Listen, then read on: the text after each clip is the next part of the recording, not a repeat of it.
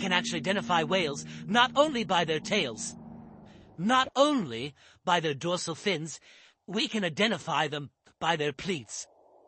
They are different for every individual. Great photograph, Fred. Yeah, truly, really nice. But Fred soon has to return to Rurutu to continue his original mission. It isn't looking positive. Will has told him that the team still haven't managed to sight any whales.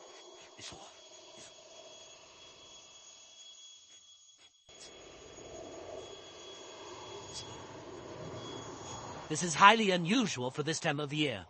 Normally, there are always several whale groups in the area. Could there be a connection with the disturbance of the storms or the tsunami?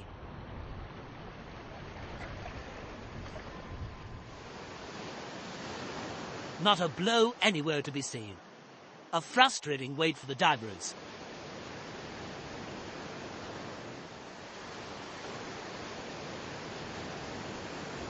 Nothing yet. In the past, they had sometimes a period of 1 week to 10 days with no animals because they go to other islands. Okay.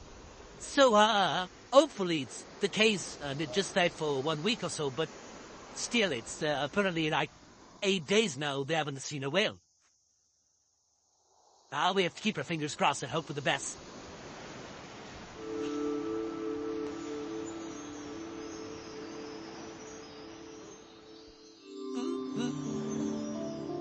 Fred tries to stay optimistic. He knows only too well the value of his abilities to a mission like Cecile's. The best example of the difference between scuba diving and free diving is that, for example, in many places it's forbidden to scuba dive with the animals, like whales, dolphin, sharks, or even reefs. And the scientists understood that it's disturbing a lot. Most of the time, free diving is allowed.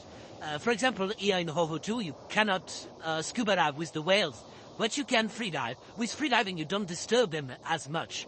But of course, with free diving, you can also disturb whales. It doesn't mean you just part of the water and they don't notice you. But the general disturbance is smaller with free diving. But you still have to be careful when you approach them. To approach them from front, not from behind, otherwise they feel you and they go away. And try always to be in their field of vision. It's not because you're a free diver that you can go everywhere and do whatever you want. You still have to keep an ethic to your work and the way you work with animals. It's not, I would say, a general visa, being a free diver. You still have to be careful. The team continues their efforts. Again, the boat is loaded with equipment and supplies. They're committed to their mission. But for Cecile too, time is running out. She's expected back on Morea.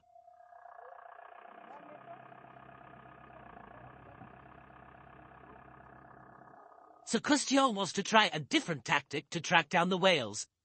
He has a special hydrophone, a microphone for underwater recordings. Encased in a watertight housing, this highly sensitive microphone registers sound waves underwater and records them. Christian's plan is to listen for signs of the whales just like on Morea. And if you can hear a whale, you can also find it.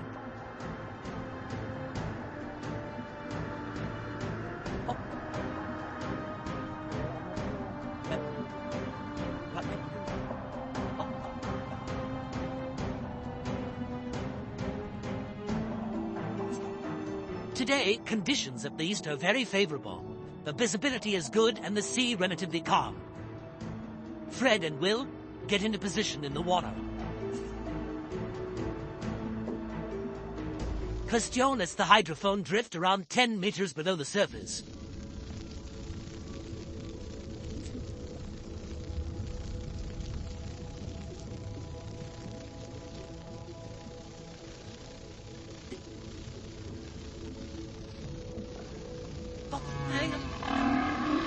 And the tactic seems to be working. They pick up some interesting sounds. And these are special. They clearly originate from a whale. The problem is to work out the direction from which the sounds are coming. Finally, success. They've come across a singer. Whales take up a particular position in the water when they're about to sing. they remain motionless in the water column, head down and fins outstretched. Underwater, it's actually possible to feel the powerful sound waves. The exact method of generating the sounds is unclear. Unlike land animals, the whales don't exhale while producing them. It's possible they manage to recycle air within their bodies to continue their songs without having to breathe.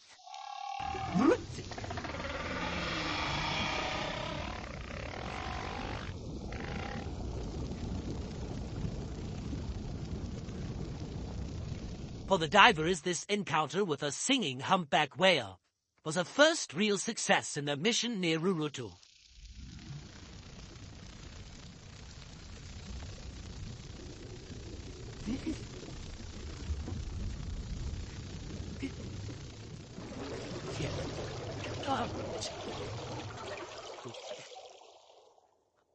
They return to dry land and prepare to brief Cecile in the evening with precious underwater images as well as observations of the behavior witnessed.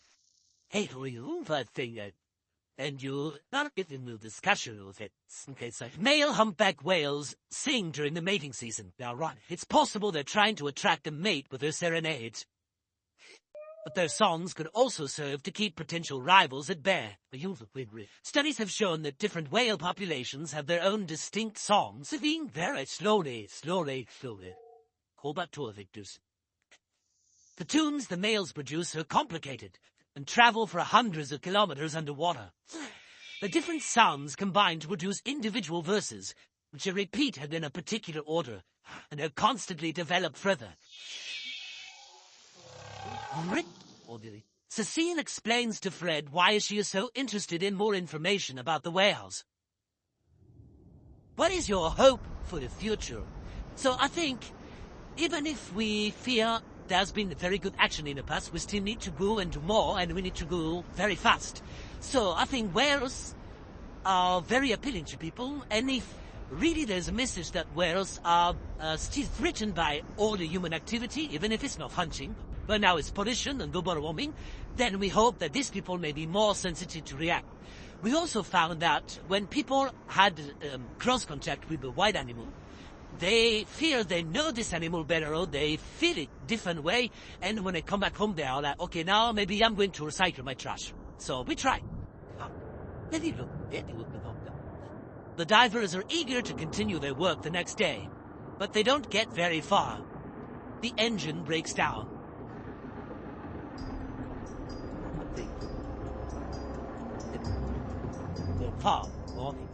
Wait. Harry. How about you? Without engine power, the boat drifts helplessly and threatens to run aground on the reef.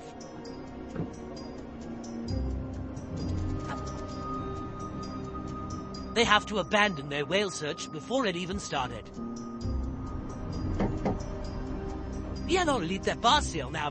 The priority now is to call a rescue boat.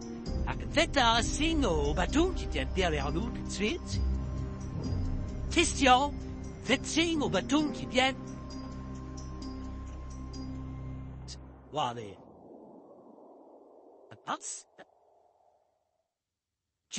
Can you use that, Biz?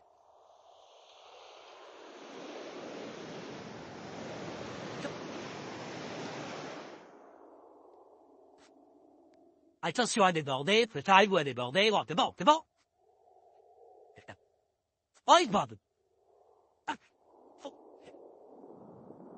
They've been lucky to escape with no further damage, but it's a further disappointment. For today, they're unable to start another excursion.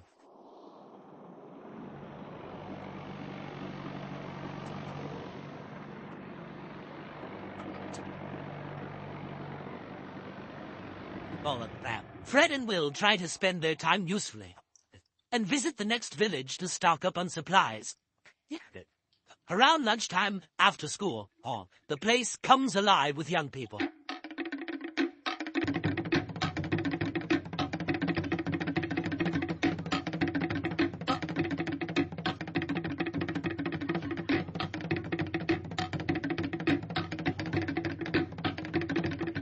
Hey!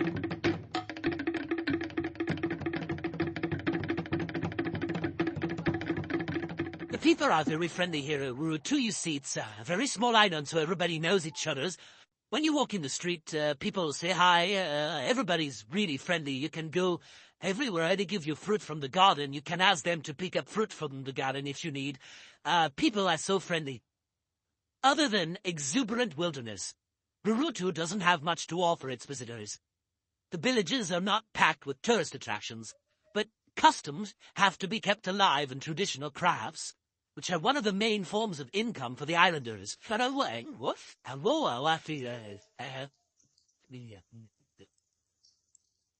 there are one or two surprises in store for the divers. Rurutu also has French roads after all.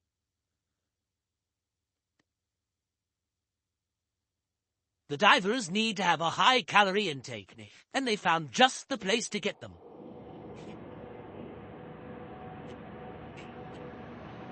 I did not expect to find this on this small remote island. Now, it's French, but in Asia they have some traditions. Wow.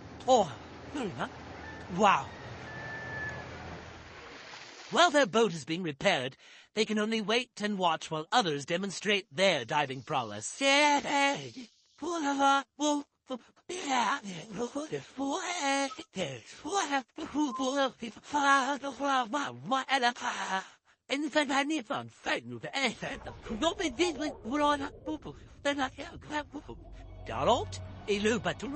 A new day brings fresh outside with it. But although the sun's out, diving conditions are bad. The divers want to reach the open sea through a pass in the island's fringe reef. There are only a handful of these gates in the reef, but things aren't going to plan.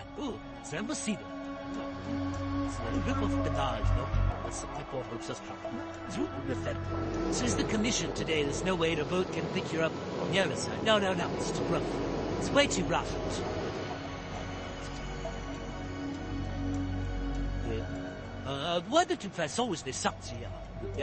For us conventional divers, big waves aren't a problem. We can dive under them, but for the free divers, it's impossible because they get overrun by the waves and can't prepare their dive.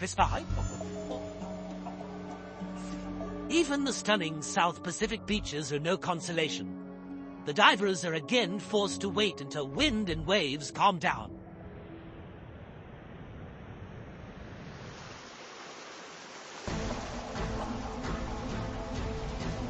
Eventually, they're able to try their luck once again.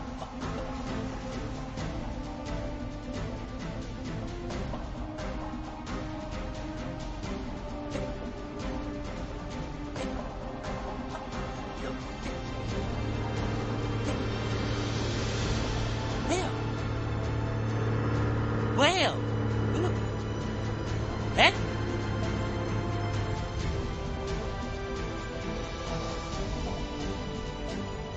This time, the start is more promising. Now they have to follow the whales.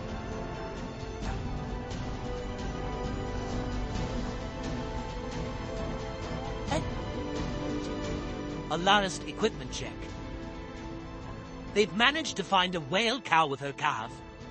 They're an ideal target for the divers, since the pair will definitely have a rest period at some point. The divers continuously check that they haven't lost the whales.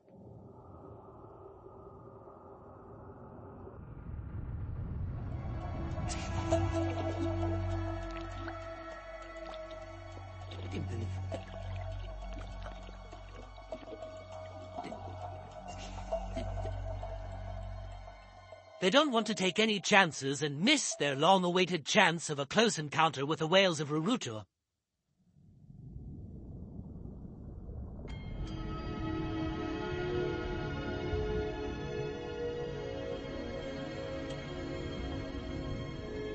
Finally, things seem to be going their